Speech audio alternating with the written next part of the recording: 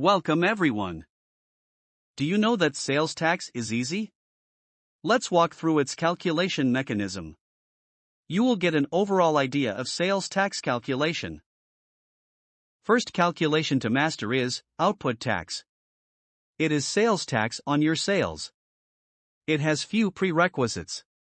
If any of the prerequisite is absent, then output cannot be charged on sales. First is that the seller must be a registered person. Second is that the registered person must have done some taxable activity. Third is that as a result of taxable activity by registered person, some taxable supplies must have been produced. And fifth is that the supplies produced by registered person as a result of taxable activity must have been supplied. Only then output tax can be charged on sales. Output tax can be calculated using three elements. First is value of supply. Second is time of supply. And third is rate of sales tax. Now output tax has been calculated. Let's now talk about input tax. It is sales tax on your purchases.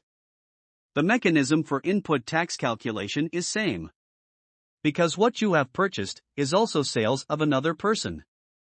So if your supplier fulfills all prerequisites, then he can charge you output tax, which will be your input tax. But story of input tax has just started. It has its own problems.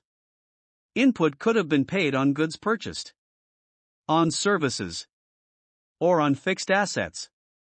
And number of transactions could be from one to as many as your business requirements. All these input taxes cannot be deducted straight away from output tax. Instead, they have to cross few obstacles. Or you can say, some filters. These obstacles have been explained in Section 7, Section 8, and Section 73. Let's quickly know about them. Section 7 is mainly about the documents you need to have if you want to claim input tax. There are some other things also, but we will not go into further detail. Section 8 is the most important section. It gives us a long list. If any of these violations exist in your input tax, then you cannot deduct it from output tax. Section 73 mainly talks about some monetary limits above which payment must be made through banking channel. There are some other things also, but we will not go into further detail. In short, these three sections are the conditions which should not be violated if you want to securely deduct an input tax from output tax. So what might happen is that some of your input tax claims might remain unclaimed due to any violation. And those which are clean will get through all these filters. Now we will divide all good input taxes into two parts. One is for fixed assets and remaining will go in the second group. Add up all input taxes of this group and apply the limit of Section 8b. This section describes that all clean input tax cannot be claimed. Instead, only up to 90% of output tax can be claimed. So, it tells us the maximum limit, up to which input can be claimed. Any input tax above this limit will be carried forward.